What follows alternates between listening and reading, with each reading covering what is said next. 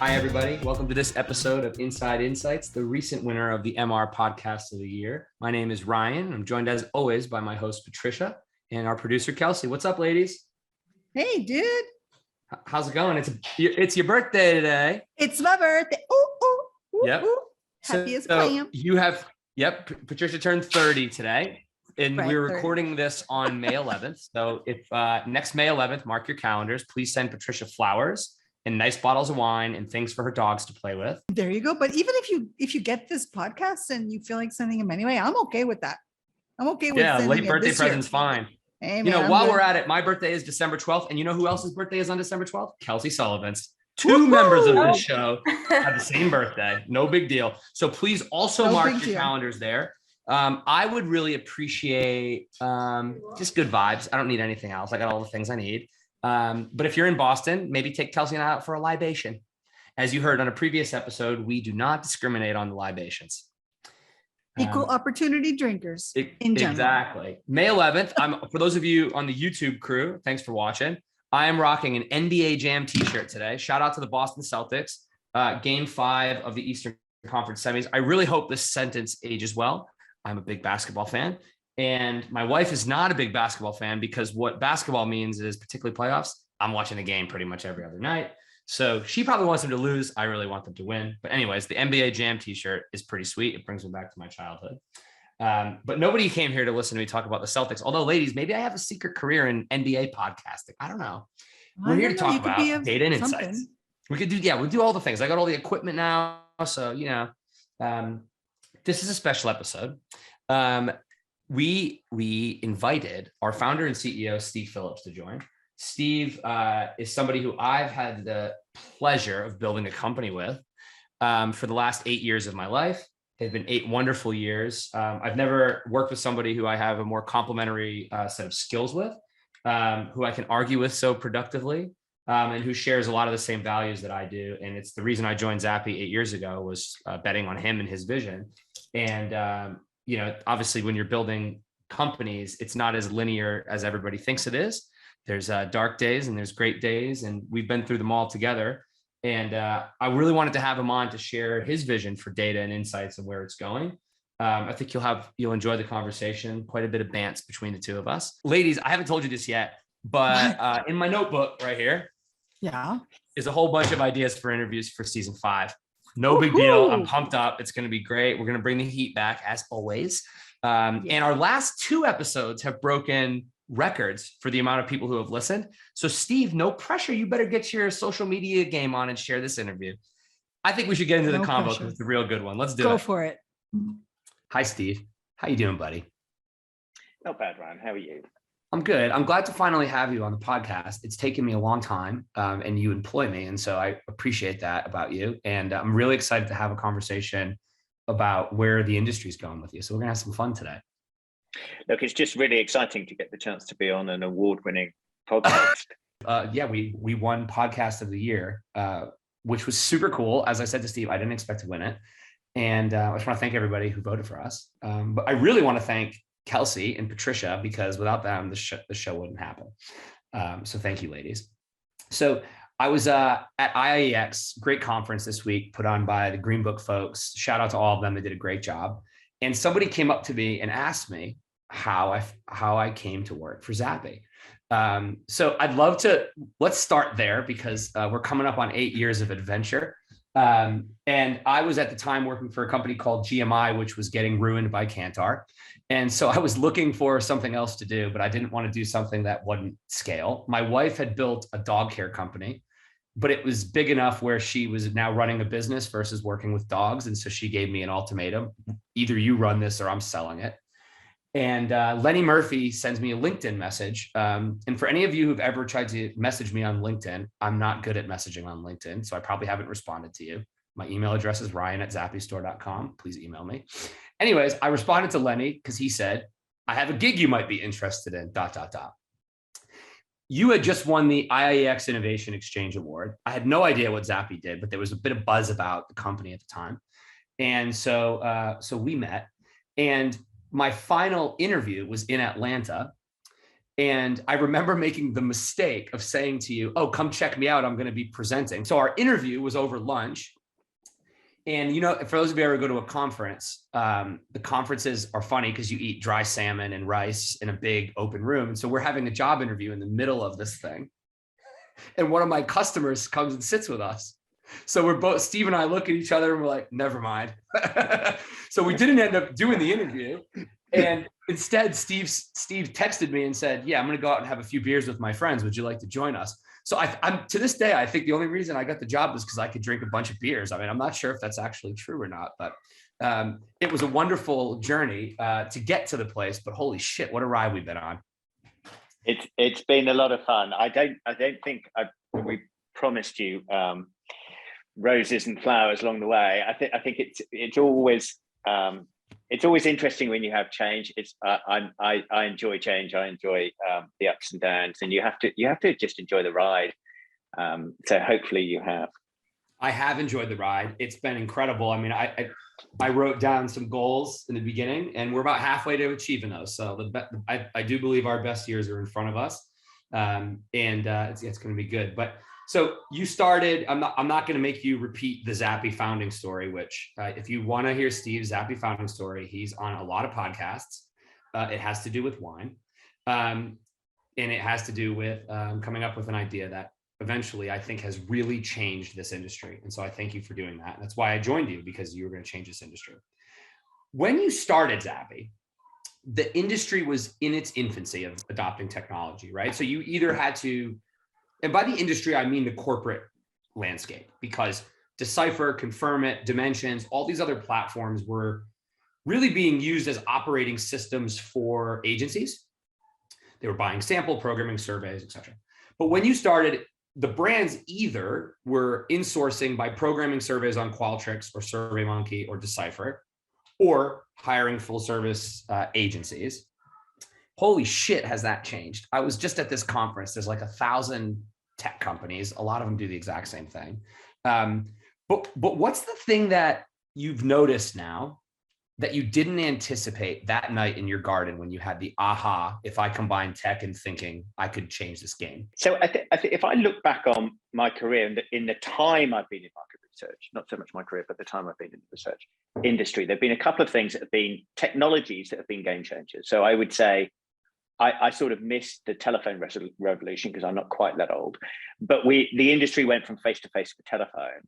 And that did a couple of things. It made interviewing a lot quicker and cheaper. So it meant that you could go from doing a project in 8 weeks to doing a project in 5 or 6 weeks. That probably happened largely in the 80s. In the late 90s and the early 2000s, you had another revolution, which is all about fieldwork again, which was moving online. And I've missed out on that revolution in the industry. I did not get involved. And if I had one regret, it was probably not piling into that, because the people who did built great companies, made a lot of money, and did some really interesting work. Really interesting. I think that era for my first house. Yeah. So I think that both of those revolutions, though, made the existing process faster and cheaper, but didn't fundamentally change the way insight was used. And I think when I came up with the idea for pure full-scale automation for Zappy, it was to solve effectively a core client problem. And the core client problem was that market research was too slow and too expensive. So I went out of the way to try and make it faster and cheaper, because I knew that would be popular. Right? So I knew people would want it faster and cheaper. What I didn't anticipate was if you make it so fast enough, if you make it happen in hours or days instead of weeks and months, it can change the way enterprises use that information. So it enables agility. It enables the use of things like design-led thinking for product creation. It enables people to be iterative, to learn over time, to basically run advertising creation processes, product creation process in the way that you would run software sprints. Right. So it enables people to fundamentally change the way they build out the products and services that they're trying to take to market. And I think I did not expect that. I did not anticipate that. And that is an outcome of the collapse in timing that it takes to do a project. And it's taking it not from 8 weeks to 4 weeks, but 4 weeks to a day, which means that you can think about something in the morning, have an argument with your team, and then go, let's do some research. Let's come back to it tomorrow, and then we can iterate. Right. And that's a fundamentally different way of running a business. And that's the element I did not anticipate. And so I don't know if you've seen this yet, so I must email it to you, but one of our customers was showing me data of brands in their portfolio who use technology to test the way they used to, meaning we're doing it late stage as a validation exercise. Now they can do it fast and cheap. And it's not just us. I attribute you to creating this movement. Now there's 800 platforms that do it, which is great. I think it's beautiful. Contrasted against brands that explore territories, learn from them, come up with storyboards and idea framings. Then they develop the idea further, and they go to animatics, and then they get to finished film. The proof is in the sales and the brand lifts. The brands that are doing that are selling more products and building brands for the longer term. This stuff works. And so I think that insight that you had is profound, but frustratingly, that's still something today that needs to change. So I was having a discussion with one of our customers, and what he said to me was, I've digitally transformed insights, but unless marketing changes the way they work, none of it will matter. And I think that's, and we'll come on to our next frontier in a little bit, but I think that that's something that we need to change, right? So just getting the way you used to work done quicker doesn't actually change the learning. It saves you a bit of money. It's good. So I'll tell you the one naive thing that I didn't anticipate. You know what I'm going to say. I was in the data collection business for a long time before coming to Zappy. And I thought to myself, oh, phew, I get to leave it and go build a software company with this lovely man, Steve. He likes cricket. I like baseball. It'll be great. Sample's really important. And this industry has ignored it for a really, really long time. And I attribute a lot of good work we've done to the sample industry, but naively in 2014, I would have never thought it was one of the biggest problems. And I think you would say the same, right? Like you thought people were going to want to change the surveys every single time, but that was always one of the friction points. It's quite I think, and probably naively, when we think about sample, we shouldn't think about it in some sense as sample. I think the revelation we've come to, particularly when you're continuously iterating, is quite how important data quality is. So in a world where you're building an advertising campaign or a product and you do one project, you can have an argument about data quality, but it's a difficult argument to have because you've got nothing to compare it to except the last campaign, which was a different campaign.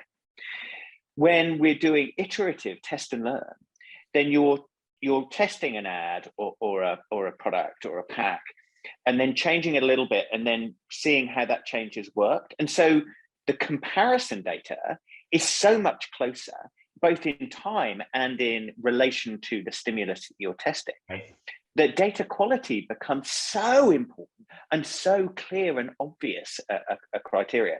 And frankly, we sell data, and data quality is essential. So I think, again, it's the iteration factor that I didn't process of the change, and then that has a bunch of add-on effects across the industry, across the way that we have to think about data and data quality and how important it is, and then also about the way other people use the data and use the data to make better decisions. So, yeah, I think that change to agility is a profound change, and it's not a change in our industry, it's a change in industry. It's a change in the way things are being built. So if you look across, our major enterprises, all of the departments are trying to be more agile. It could be operations, it could be manufacturing, it could be marketing, it could be sales or whatever. Everyone is trying to work in a much more agile way. And whilst we are now fulfilling the requirements from an consumer insight perspective, there was a real danger that for our industry, that if we didn't fulfill it, people wouldn't stop working in an agile way. They would just ignore consumer market research. So what they would do, and I've seen companies thinking about this, and there was a famous example, I can't remember who the brand was, but they had a consumer insight war room so that they could work in a much more agile way. And they had streams of data coming into it. And not one of those streams was consumer insight data. Yeah. It was clickstream data, it was social media data, it was sales data, it was, whatever it was, but it wasn't the data that we were providing because we couldn't stream it. And that's the thing that we have to do. Yeah, amen to that. And I think, to close the topic of data and quality, we've been going in the reverse direction on this topic as an industry for way too long. I mean, if you're expecting to pay 75 cents to interview somebody, for that person to pay attention, for that person to give you thoughtful responses, and for the company that you push all the crap downhill for to care about quality, you got to wake up. This is a holistic supply chain issue. But the thing so quality is obviously where we're at now. Companies like us are bracing for costs to go up because that's the right thing for the industry. Absolutely. The thing that excites me about what we could be doing with data, and it builds on your point about streaming, is we know a lot about people. If I know that you like cricket and you live just outside of North London, and that you're a vegan and you like music and you like history and you enjoy going to the movies, by the way, these are all facts about Steve. I can ask you very targeted questions when I have limited attention span from you. And if I connect those data sets together in an intentional way, it's not a fire hose data mine thing. It's a really intentional piece of research. But, I've got invited to kick off the SampleCon conference in about a month out in Los Angeles. But, the truth is, I'm going to go to that conference. I'm looking forward to it, but we won't be talking about the integration of first party data and what's happening in the world. So more to do there. All right, I want to talk about building a business for a minute. So most of our audience are corporate research people. We have a lot of people that are on the supplier side. Your background is not that of a technology executive. Neither is mine. We're research guys who have built a tech business. I believe that's an advantage we have. We have had to figure out software in an industry that we know and love. You are an entrepreneur, always have been. You've built qualitative insights businesses, consulting companies. So you're not uncomfortable with the uncertainty of building a company. But what did you have to unlearn to make the shift? And I don't know that a lot of people knew you were going to make the shift to build will be roughly $70 million company this year. What are some of the things that you had to take with you that you learned in your early years of building qual companies that you still maintain, but what are some of the things you had to unlearn to build a software company? Yeah, it's interesting. So the companies I built before, I'd been in agency life anyway. And so when I was running a qualitative company or a hybrid company, I could do every job in that company. So we got to 15, 20, 40 people by the end. But I could do the job of everyone in there. I knew what everyone did, so I could help them do their job.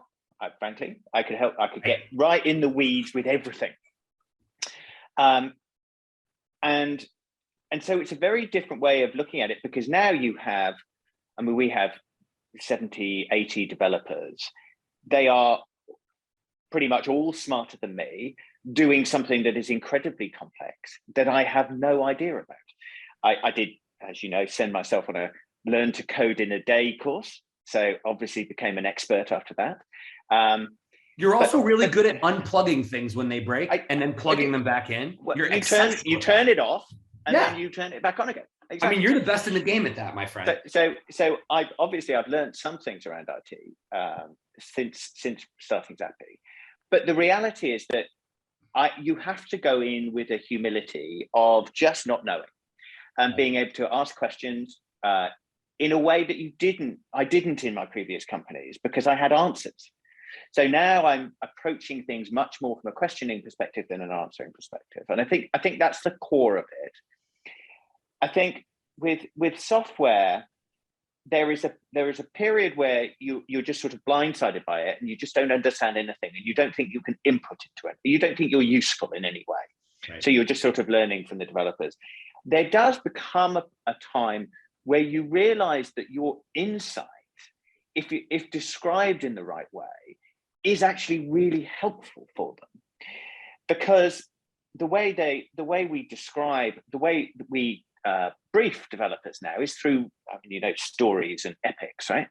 So what we're trying to describe is, what does a customer want to be able to do with that piece of software? Give them empathy for the customer's problem, the customer's desire, where they want to take it, how they want to analyze the data, what types of insights do they want to get out of it. And when you give a developer that insight, that understanding, and that context, then actually they can create great software. And so over time, I think I went through a sort of trough of ignorance where I thought I was useless to a large swathe of the company, a large swathe of what we were trying to do, to a point where I found a role helping supply the vision and where we want to go in terms of the product and where the market is going. And that is really useful for the development function. So I think it took a while to understand my role and where I could be useful and where, frankly, I was not useful at all. And so when you get to the bit about where you're not useful, get out of the way, right? Just let them get on with the job, because they're good at it. They're smart. They'll do it. And particularly now that we've scaled, I was running 20, 30, 40 people companies before. Zappy is so much bigger, right? So we're almost 300 now. So there are large groups of people who are doing things that, frankly, have not had much or any input into. And you just have to have trust in those people to do the right thing. Now, how do they know how to do the right thing? As with what I was talking about with the developers, it's about stories and epics. It's about painting a vision and a picture of where do we want to go. And that might be delivered through software. It might be in terms of how we want to service our customers. It might be in terms of how we want to manage the business or the business intelligence, the data that we sit on. It's all of those things. And you realize that weirdly, you go back to the roots of market research in the sense that it's storytelling on top of data. That becomes the job. It's about creating an understanding of the vision of the company and of the vision of the product and where you want to go, where you believe the market is going. And it's telling that story backed up by, obviously, data and insight from clients, from what's happening in the marketplace. So some of it is having the humility to just back away and let people get on with their job. And I think some of it is also having the strength of your beliefs to push forward on things that you think are important, and that's where the company's got to go. And I think you framed it in the sense of me being a technology entrepreneur, but I'd actually turn it round now. If you listen to Andreessen Horowitz, right? Software is eating the world. Yep. It's not me as a software entrepreneur that's got to go through this. It's every executive in every profession around the world, right? So software is eating into every marketing, operations, market research. Everything is becoming software. Everything is becoming software focused, and it's taking that same view, I think, of understanding the capabilities of software, understanding where you want your team or your department to go, and trying to make those things work effectively together. Yeah, I love it. You're right. Like it's every business is having to do it. There's gum companies that have subscription services. Like how many companies, old brick and mortar is now an experience that you then go purchase online. It's changing. And as I said a few minutes ago, like I think it's while software is eating the world, unless we learn how to work with it, we won't get the full benefit, right? So I think equally about people and process. So yeah, I can relate to a lot of the learnings. On a personal note, I've always come up kind of through customer facing work, and I was sharing this with Steve a week ago or so. As I've taken on, I've probably had 100 different roles that have been under 3 job titles in 8 years. Because when you're building a business, you just do what's in front of you and then you iterate and learn. But I've found as I've started to be more responsible for things I'm not an expert in, so much of what you say is true. And it's actually easier to be a good leader when you don't know the answer. So it's hard, like on a personal note, it's harder for me to be an empathetic coach to our sales team, because in my head, I'm like, do that. So I have to like really, whereas with like, I just spent a week and a half in South Africa with our engineering and product team. I don't know shit about engineering. So I just ask questions like my 6-year-old would. And that helps them, I think, simplify it. But also you can fall back. And so, our job is more about the direction and the what than anything else. All right. So I always like to, so the method behind my madness here, I always send a discussion guide, but there's always one thing that comes up that I want to talk about that you're not prepared for. This is that time. I was out the other night in Austin, Texas, with the folks who are building Highlighter. They just won the IIX Innovation Exchange Award. Dana, their CEO, is wonderful. She's fantastic. And I think they're solving a problem that nobody's really been able to solve about getting products in people's homes to test them. As you know, when anybody asks us when we're going to build an iHut capability, I get triggered and then remember all of my PTSD. But she said to me, I'd love to learn all the piles of shit you stepped into so we can step in different ones. So what are some things that you now know that you wish you knew over the course of this time? I'll share a few examples as well as we go, but what are like, somebody's at, to your point, doesn't matter if they're building a business or if they're inside of a business leading it. What are some things that you're like, I wish I did X earlier. I wish I didn't do Y at that time. So I go back to what I said earlier. I wish I'd have got into the online sample industry early. I'm sure I'd have probably been sitting on a beach by now. And I do think there is something about that. And I would, if I offered any career advice to people, it is really important to look at what's going on around you. Look at what's going on in other companies. Look what seems to be pushing the barriers, the frontiers, and try and get involved in that. It's just the best way to build a career is the truth. It's the best way to do interesting and dynamic work. It's the best. So that's one thing. I think having an understanding that being at the bleeding edge or the cutting edge, there's a reason they're called those things. They bleed. Yep. It hurts. It hurts. You fuck up multiple times. And we've talked about this, learning from failure, right? So we've done presentations to the company where we've talked through, 5 or 6 times I made absolutely fundamentally wrong decisions. But do I wish I hadn't made that decision in some ways? I don't even know whether I'd say that. Do I wish someone had said, oh, actually, Steve, just go in that direction? That would have been fine, but I wouldn't have learned anything. So we built custom code for some clients early on. It was my decision. We loved these clients. We built some custom code for them. We hadn't done a lot of discovery. We didn't really understand whether they were going to use it. We didn't get commitment. We spent 8-9 months building it with a whole team. They used it twice and then didn't use it again because we didn't fundamentally understand what they wanted to do. It was the wrong business direction. We wasted tens of thousands of dollars and man hours at a time when we couldn't afford it. Good point. To do that. But it made us really, really clear about what we wanted to do afterwards. Yeah. Right? Did we burn a couple of bridges? Yeah, maybe. Did we do some?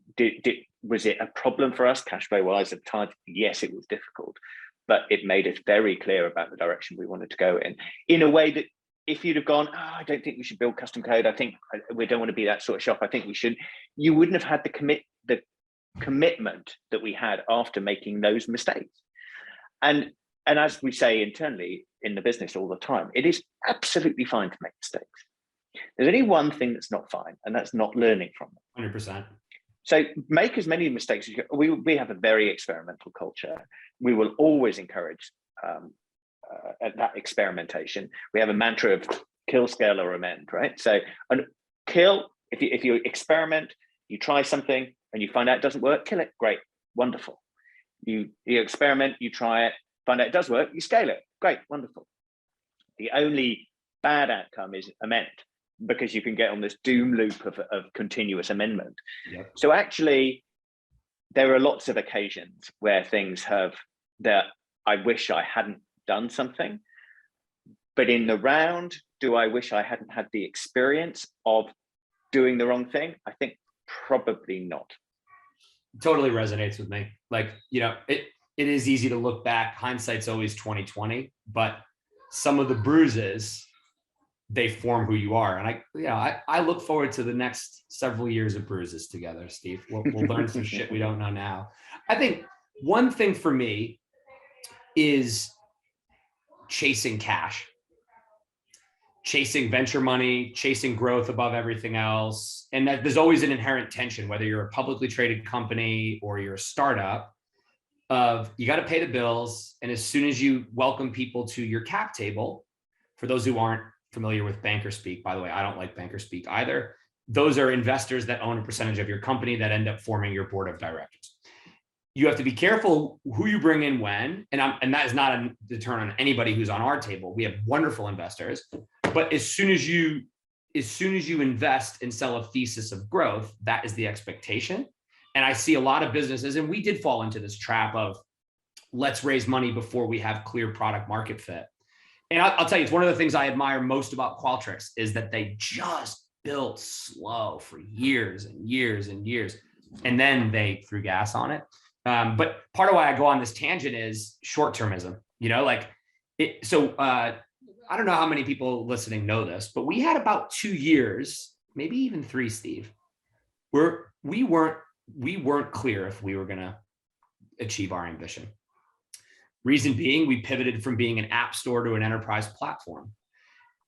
It took 3 years. It didn't take a quarter. It didn't take 6 months. It took 3 years. And there's a famous Bill Gates quote of like, people underestimate what they can do in a year, overestimate what they can do in a year, and underestimate what they can do in 3.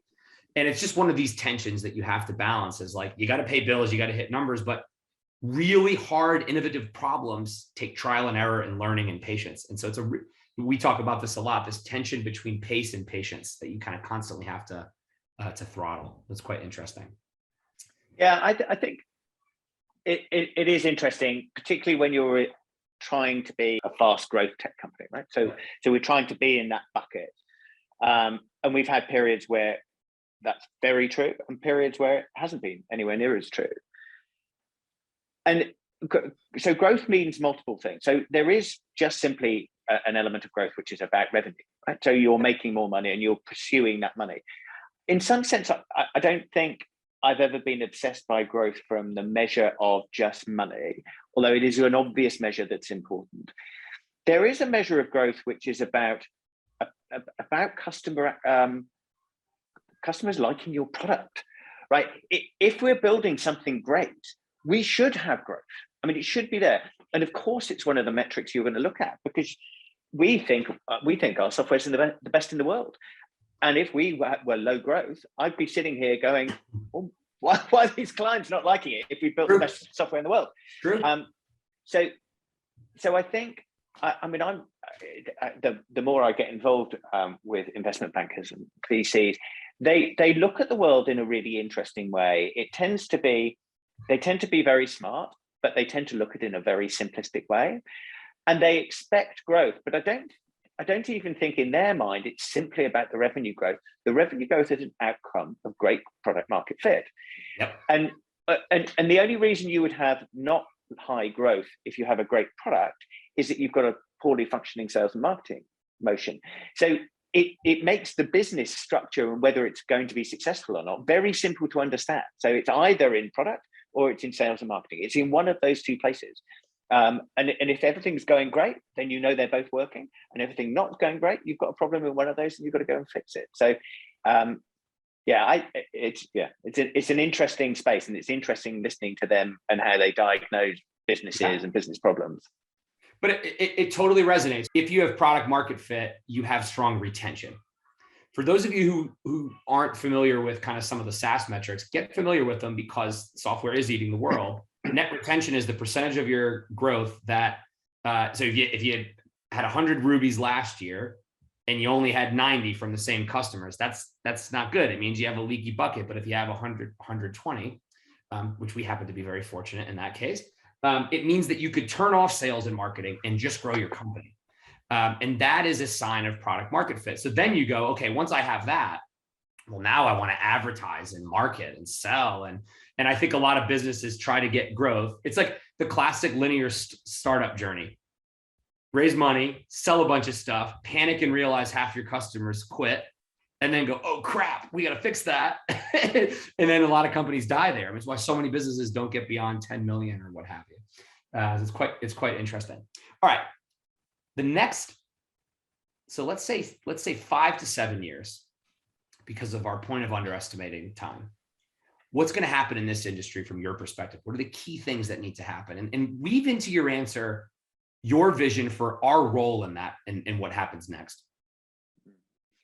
Yeah, and maybe I'll just indulge me. I'll go again a little bit back into history.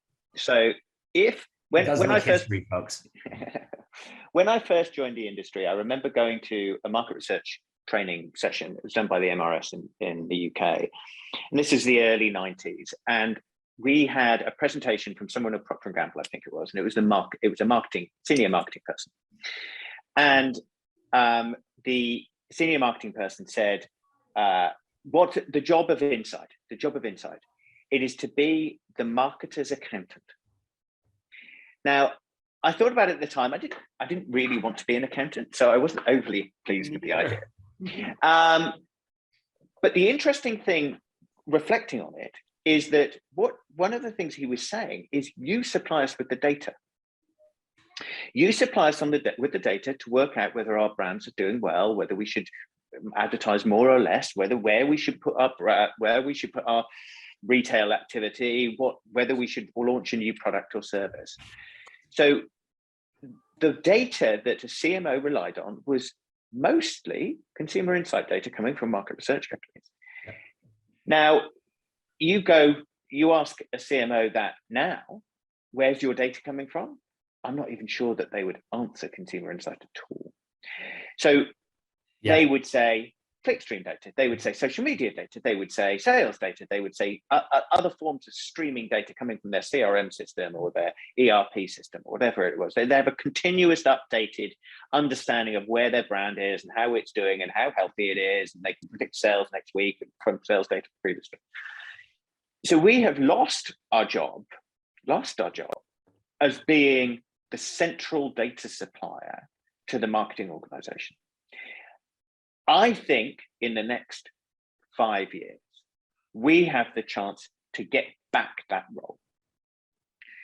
And I think we lost it because in a digital world, there is such a profusion of instant data. And instant data is so satisfying when you're trying to move fast that you would take instant, but not necessarily very insightful data over more insightful data that took a while. And that's why we've lost out as being so powerful and having such a strong role within the marketing organization. I think we have a chance to turn that around. So what I would like to see our industry do, and absolutely Zappy should be at the forefront of that, in my view, but the industry needs to do is be the streaming source of consumer insight that informs every decision that a marketing organization makes, whether it's what ad to produce, what to do with a brand, a new brand proposition, what packaging to create, what price point, what target audience, what retailers to distribute in. All of the decisions that they're making now that are made on the basis of data, but not necessarily consumer insight data. We need to get back into that room. And the only way we can do that is to fully embrace technology. And what I think is really exciting now is that increasingly we're seeing clients starting to drive that agenda, both on the marketing side and on the consumer insight side. I think you've got a new breed of consumer insight manager who recognizes that technology and platform is essential, but for them to play the role in their organization that they want to play. They want to be at the table. They want to be there when the decisions are being made. And the way for them to do that is to be able to supply brilliant insight when it is needed, to whom it's needed. And the only solution to that is technology. So what I hope, I have a very, I think, positive vision for the industry, which is that we play a much, much stronger role in the decision-making of our mainstream clients and our large enterprise clients, and that we start driving the agenda again in a way that in some sense we did when I first joined the industry. I think we had more of a backseat driver role then, but we were supplying all the data. Now I'd like us to have a front seat role where we're creating the agenda off the back of streaming data. Yeah, and it's almost like it almost doesn't matter who owns the data, right? So I think the reason why I believe you that this is possible is the appropriately skilled insights people of the future will be grounded in business acumen, will have a litany of empathy for community and culture, and will be able to look at trends data, sales data, experience management data, pre-launch data that currently sits in PowerPoint decks, and weave that into strategy. And then the people who are more grounded in technology and systems will have careers doing data engineering work to pull it together. I don't think you can, I think those are two different roles, but that's the thing the people who write in SQL all day might not have the skill set for.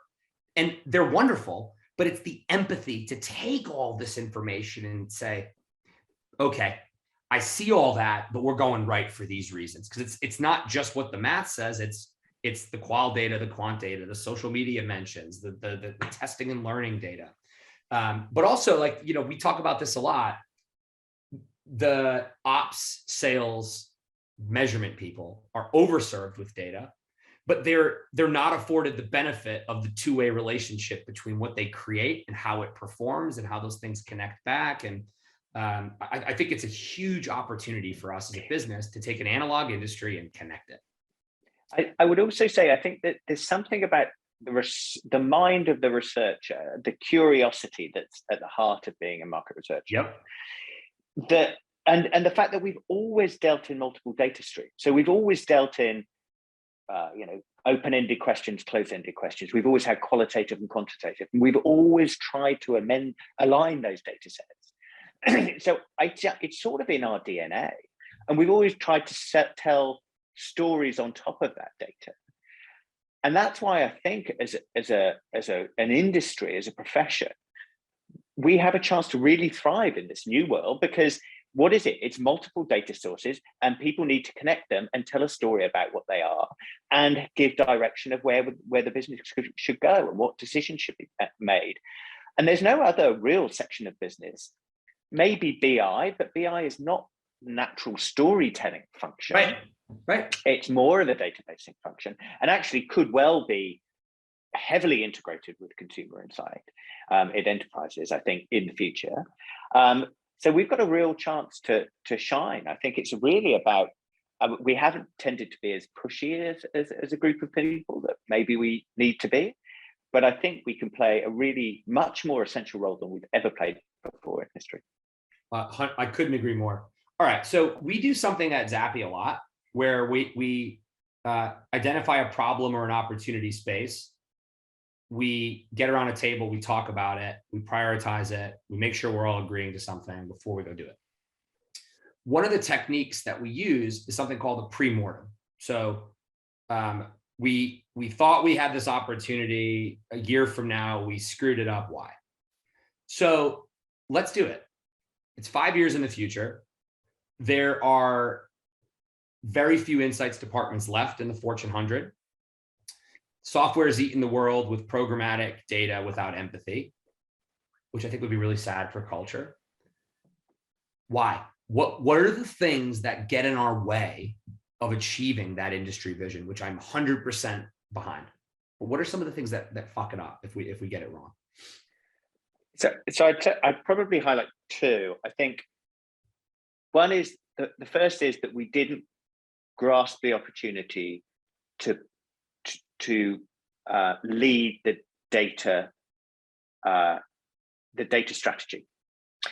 So clients are amalgamating data streams at the moment. They're trying to integrate multiple data streams into a DMP or a CDP or whatever they're trying to integrate it into. At the moment, that is a data engineering activity, right? So it's someone in SQL. It needs to be a data valuing job. It needs to be someone saying, not just I'm going to align that data, but I'm going to make that data valuable. There is absolutely no reason why it shouldn't be the insight department, because look at the name, right? The clue's in the name. It's about taking that data and making it insightful. We should be all over that and telling stories and mining data and creating insight, right? On those multiple data streams. And there is, again, as I said just now, there is no one else, I think, that is perfectly equipped to do it in the way that we can be. So the first thing I think we would fuck up is not trying to take that role. And I think we absolutely have to take that role. And that's really important to do within enterprises really soon, really soon. The second thing I think is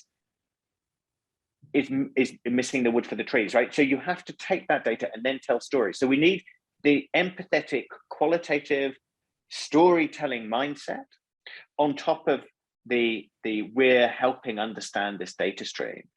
And it's that combination of skills that, as I said, we've always had, but we've been held back by being a bit too demure sometimes about our role in this. Good point. And letting others take the lead. So those are probably the things I think will hold us back. As again, as I said, I'm optimistic because I think there's enough people who've started to see this as where the industry is going and are trying to impose themselves on it. And I absolutely think that's what the industry has got to do. Yeah, I completely agree. So I'll add two quick ones. We try to make the people who connect all the systems be the same people who have to curate the thinking. And there is, I think, a specialization afoot here. And then the second one is because it's funny, marketing as an industry and insights as an industry have one problem in common. We suck at marketing ourselves. We don't effectively compel change. I had the chance to meet a woman from a business that is a telehealth company. They're going through onboarding with us. So I had a coffee with her recently. And she's in the board meeting because the company's seen the value of synthesizing learning. And so when she says, I need to spend a lot of money to buy Zappy, so, yeah, done, go do it. And so I think, the insights leaders on the phone, or the ones who are going to be leading tomorrow, work on your assertiveness, your business acumen, your executive presence, because you're going to have to sell this change. Because McKinsey and Bain and Deloitte are telling your board, do this, but they don't actually know how to do it. The board doesn't know how to do it. You're the one, as Steve says, who's best placed to do it. But don't miss that opportunity. Steve, thank you so much. Thank you for a wonderful 8 years of fun. I can't wait for the next 8 years. I will not make it 8 years before you're back on the Inside Insights podcast. It's been a long time coming, but it's been a lot of fun. Thanks for listening. Thank you. Thank you, Ryan. So I had a lot of fun doing that conversation with Steve. I did an internal podcast with Steve that nobody even heard except for Kelsey and a few other members of the marketing team over the summer. And it was because we were restating the vision of the company. When we started the company, it was all about automating the world of market research. And we both realized it wasn't ambitious enough. And so we really want to help and empower creators to make magic happen. In order to get that out of his head, I had to get him comfy. So we did a podcast that nobody ever listened to. I was like, let's do a legit one. I had a lot of fun doing it. But as always, I want to know what you took away from our crazy, Patricia. So you got some takeaways for us. What'd you think? I love the two of you just chat. And even when we're just at work, when I was working there and you guys would just talk, it was just something you'd listen to because there's always so much to learn. Now I got to listen to your interview, and I have 6 buckets of learning, because at the end of the day, what we want to do is we want to give our audience, our listeners, things that they can take home so that they can build the business. And the title of the guys have for all of it was just a conversation about the industry, where it's been, where it's going. So I've got 6 buckets and my bonus. Don't forget my bonus. It's short and sweet and powerful. So you ready for the buckets? Bucket number 1. Let's go, birthday girl. Let's start with the past. Long, long time ago, when the industry was in its infancy. What happened then? The corporate landscape was all about adapting technology, using tech platforms or other operating systems from agencies, buying samples, programming services. So brands were either insourcing programming surveys on, Qualtrics, SurveyMonkey, or Decipher, things like that, or they were hiring full service agencies. So those were like the two options.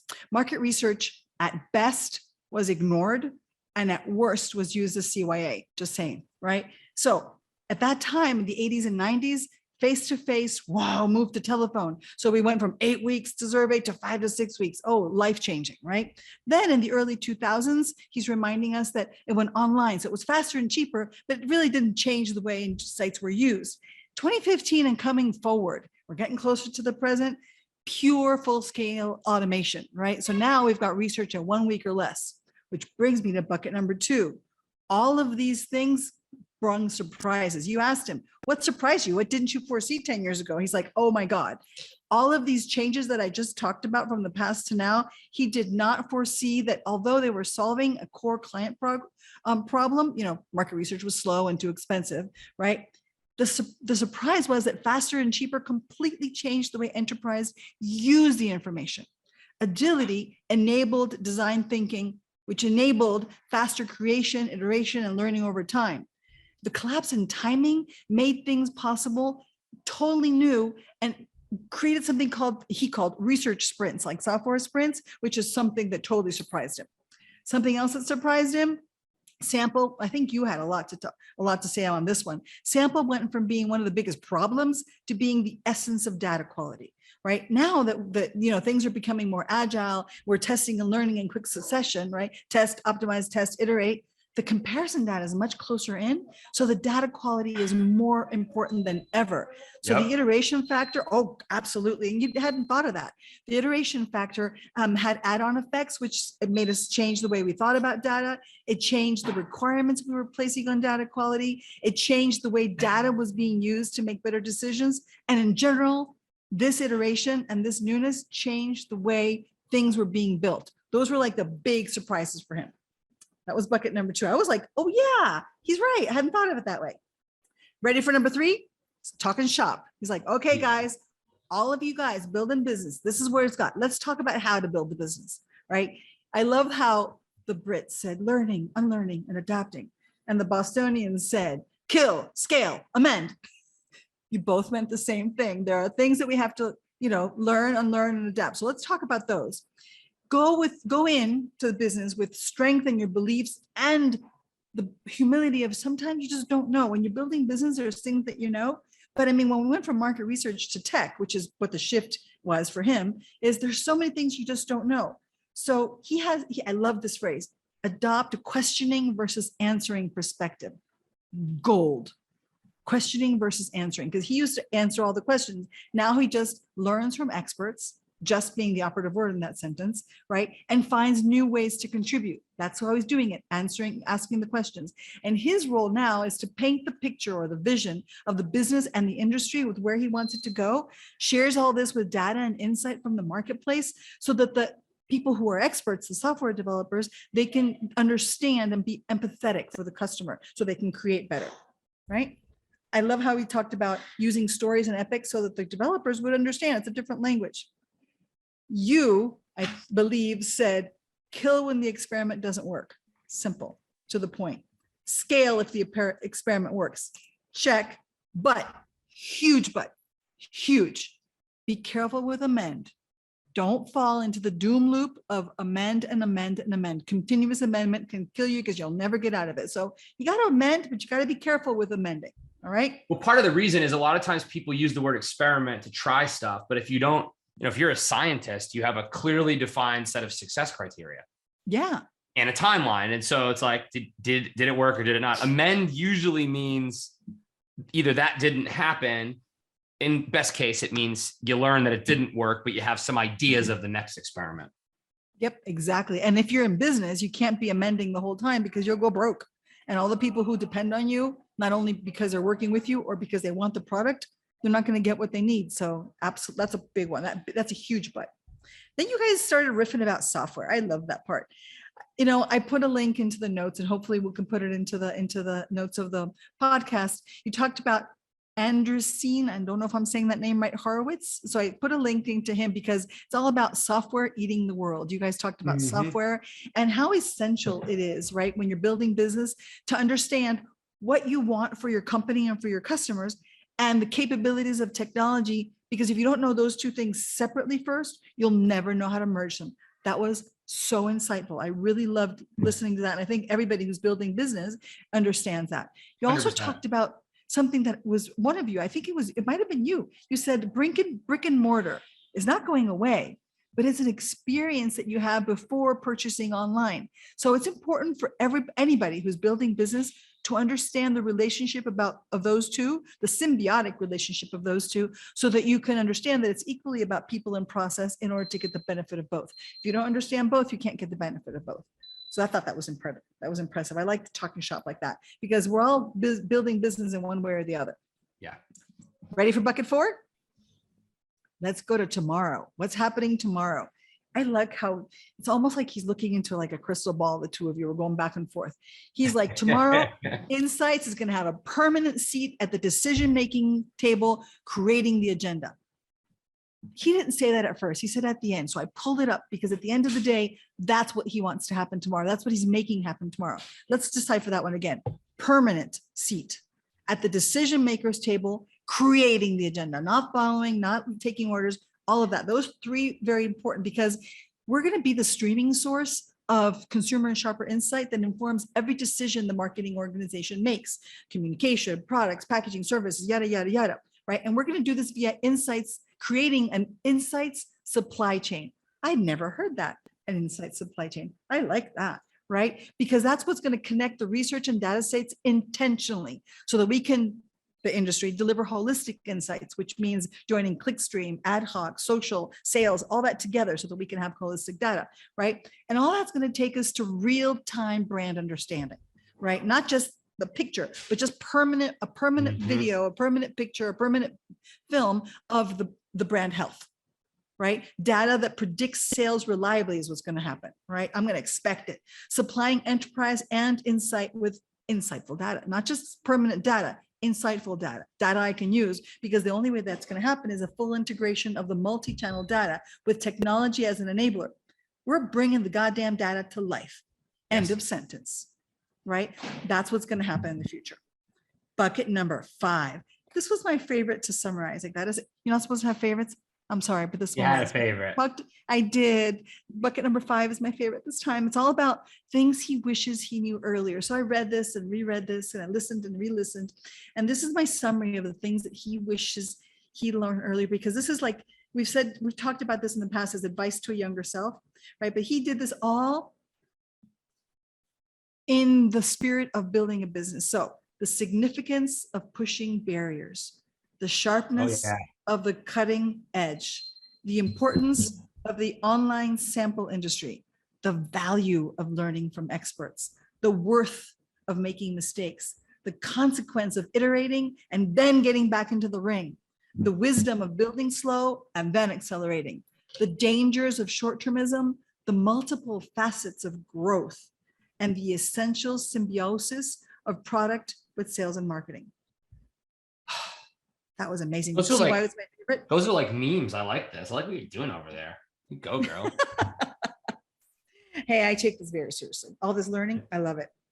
So last bucket before the bonus, ready? You asked him, what's getting in our way, homie? Because you know, we get in our way. Well, there's 4 big ones. We didn't grab the opportunity to lead the data, we being Insights, the data strategy and integration of multiple data streams early. We should have grabbed that ring a long time ago. Let's do that so that we don't get into our own way. Number 1. Number 2, we're missing the wood for the trees. I like that because you took that very common saying and you were talking about, let's take that data, but then let's tell stories. We have to tell empathetic stories that build empathy, build understanding, but it's all about qualitative and quantitative data merging together to tell this story, right? It's a combination of skills that if anybody has, we have, and we're getting in our own way because we've let other people take the helm. We've let other people connect the dots. We've let other people lead the way, right? I'm sorry, we can take the lead. We're getting in our own way by not stepping up. Right. And the last thing that's getting in our way of our vision, we don't effectively compel change. We must effectively compel change because we suck at marketing ourselves. That's getting in our way. Now, watch this play on words. Drop the mic, but I'm not going to drop the mic. She's because not I've ready got to the drop the bonus mic content. yet. She got the Not bonus yet. content. Can you call? So I know you had 6+1, but in honor of Boston Celtics, this young man right here, number 7. Yeah. Can we call it number 7 just for today? Yes. Good luck for Yes. your boy. Absolutely. Luck for my boy. Bonus content 7. 7 is the bonus content. How's that? Shout out to Jaylen Brown. 40 points. Shout out No, So we talk about things that get in our way. Now, being a good leader in your new business. You asked him how to do that. Now, remember I just said that we have things that get in our way. Well, being a good leader, you got to do what's needed. Find out what's needed, not what you want, what you need, what's needed right away. Hire the right people. You don't have to know it all, right? Learn, iterate, learn, iterate. That's what we're telling enterprises to do. That's what we're telling the marketing teams to do. Do it yourself. That's how you're going to be a good leader. Ask questions to simplify the process, and then get out of the fucking way. Yes. And let people do their jobs. That's what being a good leader is. Now I can drop the mic. I'm going to do a mic drop emoji. I just found one. Hold on. Ready? Thank you everybody for listening. I hope you enjoyed this episode as much as we did producing it. Our next episode is with Michelle Gansley. If you know me, you might be wondering, how the hell did it take 4 seasons to get Michelle on your podcast? Because Michelle is a very, very close friend of mine. I was waiting for the right time. And this is the right time. Michelle and I are going to share a conversation we had in Austin, Texas, about where we go for inspiration and how we lead and some of the things that we've learned along the way from making mistakes. It's vulnerable. It's real. It's a lot of fun. And we'll see you next time. We got 3 episodes left. Thank you so much for listening. Make sure you tell all your friends and give us a good old rating, because the ratings help with the algorithms and so more people can find us. Kelsey, thank you. Patricia, thank you. We'll see you all in the next one.